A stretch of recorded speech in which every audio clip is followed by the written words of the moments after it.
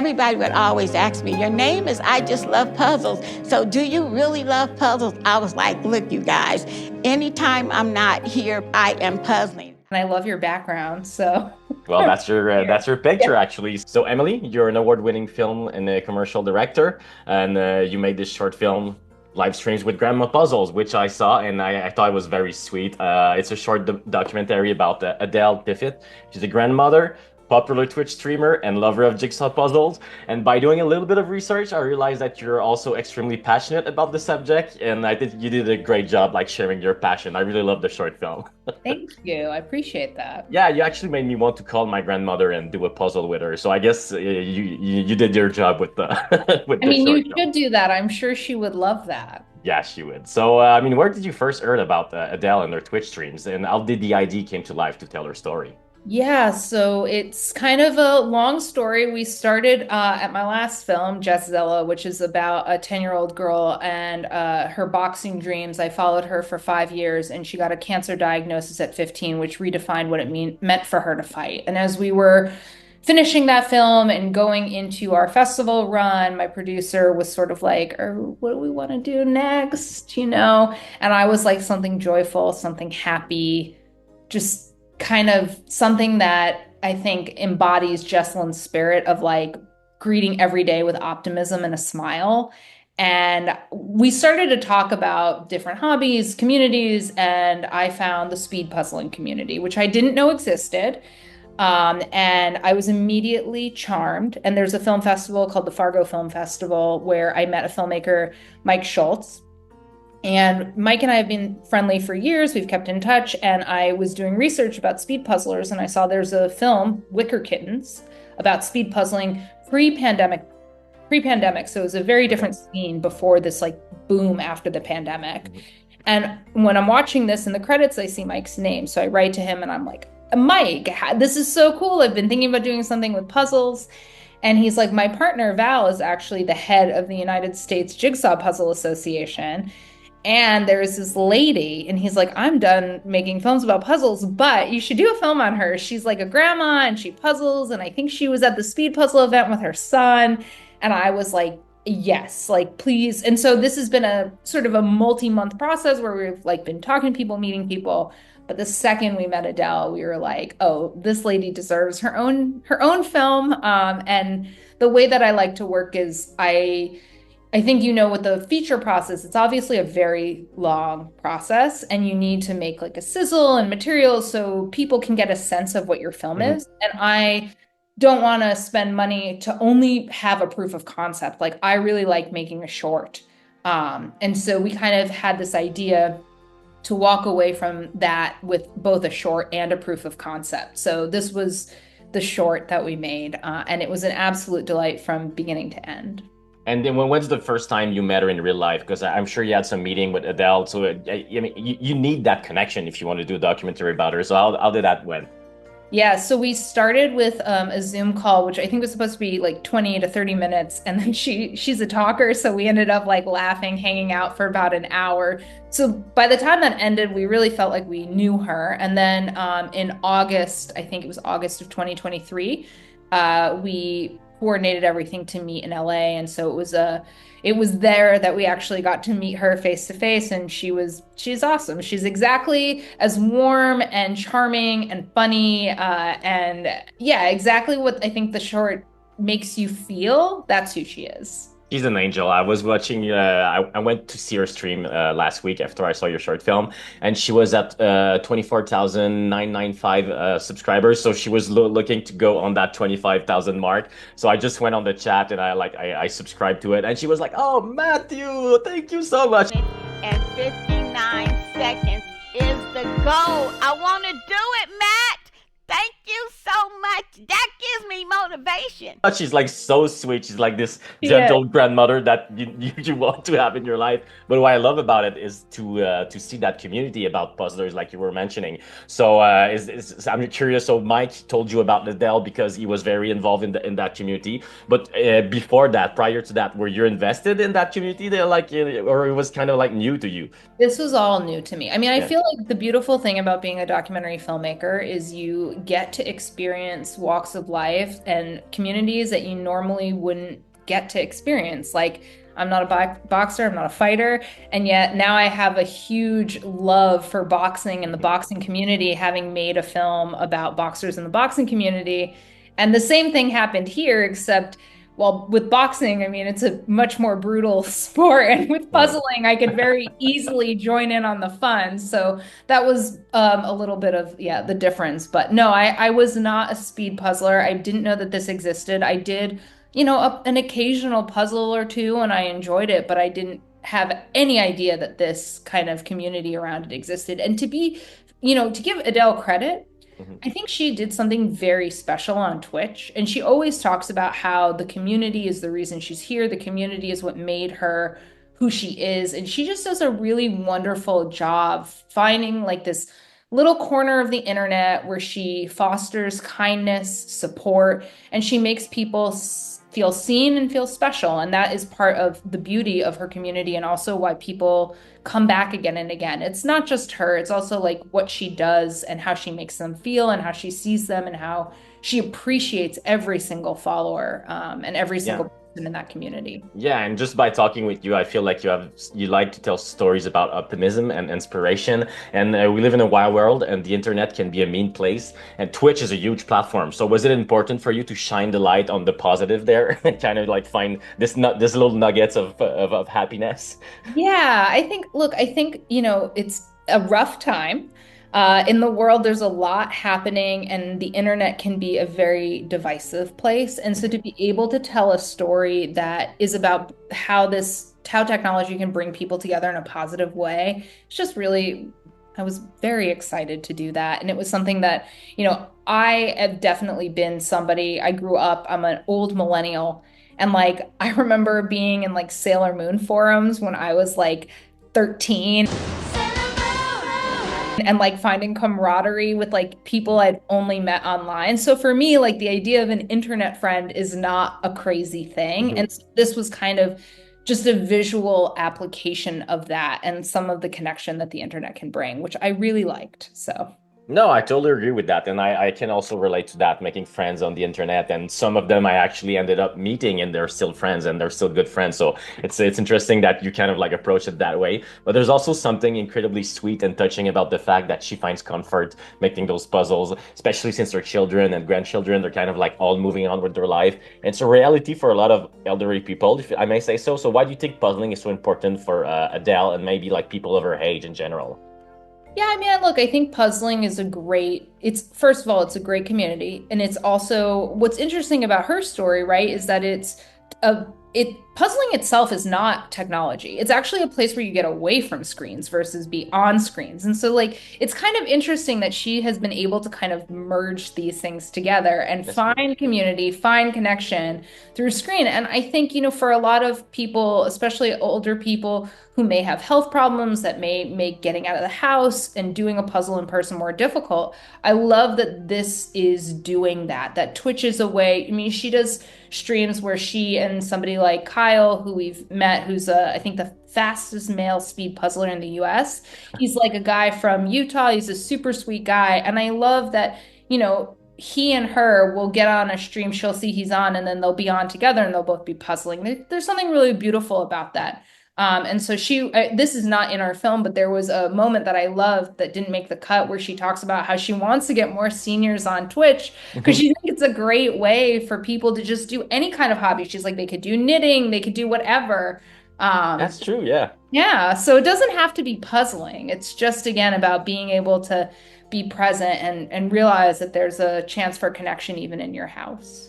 Yeah, because I'm just thinking about like all those retirement homes, and sometimes I feel like they need a bigger connection than the people they're surrounding every day. So just getting on the internet and realizing and getting in touch with a lot of people, and not just with puzzles. I feel like it's interesting that you told that story. But I feel like you found an interest in puzzle doing that documentary. Am I wrong about that? Because I feel like there's something that might caught you by surprise. Is there something that really surprised you while researching for the documentary? And did it ignite a passion within you of puzzling? Yeah, I mean, well, what I've realized, and for me, I think, the puzzling is something that is good for our brains. That's what I really kind of came to. So I do like puzzling a lot, but more importantly, it got me really thinking about, I try to eat well for my well-being. I try to work out regularly for my well-being, but what am I doing for my brain? Right? Doom scrolling is not it. It is not helping me. It's not helping my mental health. It's not helping my anxiety. Puzzling does. It is something that is both, you're using your hands, so there's a tactile element to it, and you're also using your brain. You have to use memory. You have to be looking at sort of spatial awareness, figuring out like where pieces fit. So it is also a brain workout. So I have really actively tried to incorporate less screen time, more puzzle time, just because I think it helps, especially at the end of a long week when I'm on my computer and I'm online and I'm doing all these things. It really helps me take a breath, disconnect. I can put a podcast on or an audiobook or even just music and kind of really be one with the puzzle. There's something meditative about it. And then, to the point of connection, I've gone to puzzle meetups in New York City. We have the Puzzle People of New York, and it's a great organization run by Sasha, who's a real sweetheart. And she jokes that she started it because she was sick of only having puzzles as her friends. And now she has all these friends who do puzzles. But what's great about it is, you can meet up. Even if you are not the best at starting a conversation or having a conversation, the puzzle gives you something to do with somebody else. And so before you know it, you end up chatting and you've made a friend. So I really love how puzzling can facilitate connection in that way, which is not something I was thinking about before this film. Yeah, well, that was literally my next question, the effects it has on your brain and how it affects our mental health. And I feel like you just answered that perfectly. And now that you have your own special relationship with puzzle, I feel like it gives you a kind of like peace of mind when you do things like a podcast. Because I listened to your first episode of your podcast, Puzzle People, and you were saying like you were doing a puzzle at the same time while doing the podcast. So I guess that's interesting in that way. Yeah. Yeah, I mean, look, there's a reason why I think more studies have to be done. Like this isn't fully proven, but there's a reason why, they think that puzzling helps prevent something like Alzheimer's. There are tangible benefits and ways that this works your brain that being on TikTok does not. So I think for anybody listening, it is worth thinking, what are you doing for your brain? How are you disconnecting from screens? How are you taking care of yourself in that way? Because it's something, especially people who are, I think, my age and younger, we're maybe not thinking about. Yeah, and I think it kind of solidifies it shapes us as a better kind of like human being in some ways, which is, I don't want to say weird to say about puzzle, but it kind of is. And I think one of the thing about being a filmmaker, patience is very important as a filmmaker, as a director. Would you say that your passion and your experience with puzzle help you develop a certain sense of patience when you're working on a project now? Yeah, I mean, well, I have an editing background, and if you think about it, there's a lot of similarities between editing and puzzles. Like, I would always say that I would have all the puzzle pieces, I just had to put them together. I had to figure out how to put them together. So for me, editing is a similar exercise, and I love editing. That was like my first love with filmmaking. And so I see these parallels. I think, for me, in some ways, I understand the speed puzzlers more because it's not that you aren't patient when you're speed puzzling, but you're like trying to get it done. Like you're really focused and you're going as fast as you can. And there's an element, I think, of like flow state that I experience when I edit and also when I'm doing a puzzle, where you're sort of like if I'm looking at the image behind you and there's these leaves, and like that would be something where I would just like zero in on that green and those green, and I would want to separate all of that green, and then I want to tackle all of that green. And like it's the same thing when I'm editing a film. I'm like, what's the intro? What's the intro? How are we getting into this? Like, and watching it again and again, and it's a rhythm almost that you're feeling out as you're working. So I think again, there's like these parallels that I didn't even realize until I started puzzling. Well, the parallel with editing it's a perfect comparison, but also when you're filming, sometimes you need to be patient in terms of placing the camera and everything. So I guess I'm gonna just start doing more puzzles. Maybe I'll get better at my job if I do that. And yeah, it definitely won't hurt. Yeah, I really appreciate the setup you had for the interview as well. I think it was very well framed with the color and everything. So what is your approach when deciding like how to film a subject in general when you do an interview?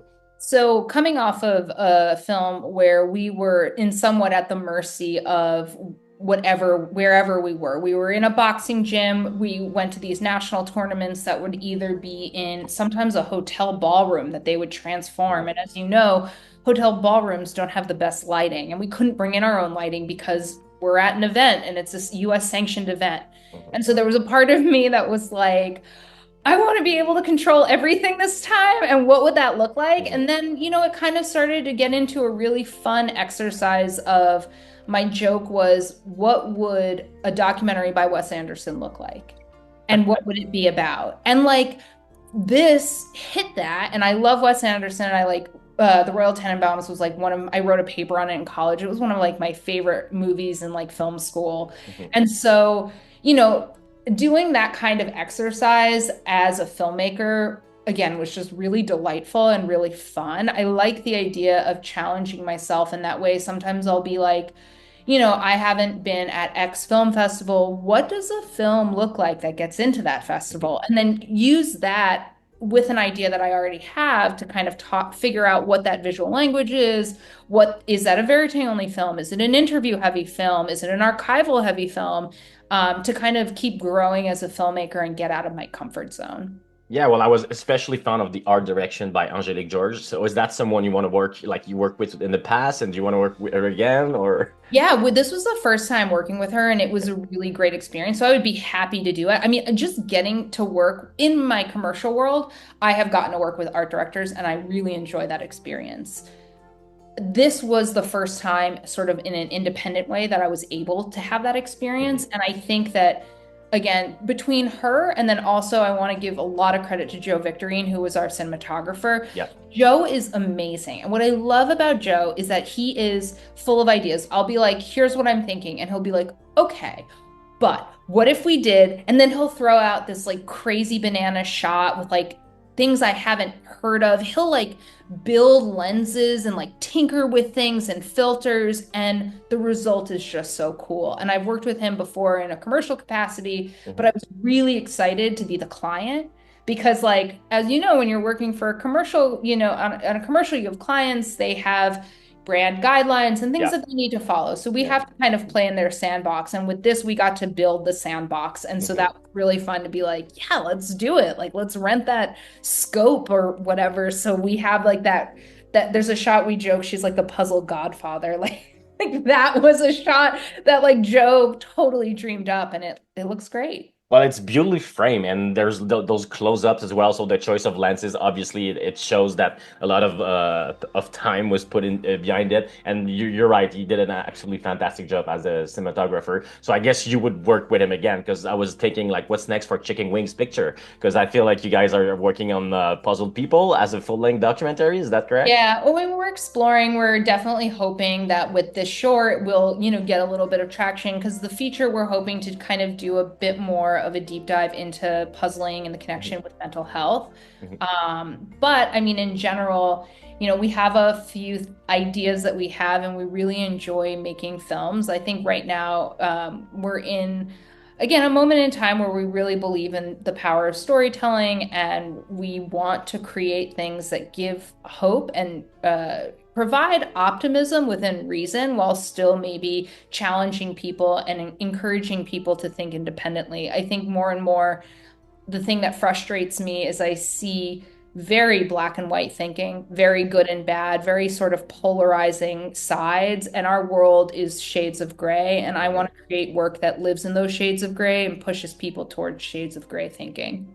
Absolutely, and there's something going through all this rabbit hole of puzzles after I watched your short film. I saw it seems like there's no clash between ideologies. It's just people having fun doing a puzzle. It's just people getting together and not starting to think about, like you said, black or white or whatever, like left or right, or it's just doing a puzzle and having fun doing that, and it kind of like brings people together. So you kind of like gave me a lot of passion about puzzles, which I didn't know it would happen. So great job on your short film. I wish you all the best. So it's going to be on in next month at the Cleveland Film Festival. Is that correct? Yeah, we're going to be at Cleveland, and then also next month we'll be at Florida, Minneapolis, St. Paul, and River Run. So those are the ones that are announced, and you can follow our Instagram, Puzzle People Doc, for more updates. Absolutely. Follow Emily. And also, I'm going to have, they need to follow Grandma, which, let me see what's I the, just love puzzles. I just love puzzles. Exactly. On Twitch and Instagram. She will be delighted to have you join the community. She's fantastic. You just write to her and you'll find a new friend in someone you don't know. Yeah. And yeah, so great job just bringing this community some light on this community and just bringing your passion of puzzles, which yeah, it's fascinating. Yeah. Thank you. And to your point, we also, if you're interested in hearing more, we also have a podcast called the Puzzle People Podcast, which we kind of did just for fun as we explore this community. And there is an episode on Grandma Puzzles and her. We have two of her communities, Crispy Spidey and Kiwi Envy, which is Chris and Jonna. And I think what's really nice about that conversation is it really talks about why that community loves Grandma so much and like what she does and how she fosters community. Because I think, you know, it's one thing to be like an influencer and it's another thing to actually have a community of people who show up for you. And like, that is what sets her apart. That's why she's the best. Yeah, absolutely. So I'm going to put all those links in the description on my YouTube video. So congratulations on your short film and I wish you all the best on the festival. Thanks for your time, Emily. Bye. Bye. Have a good one. You too.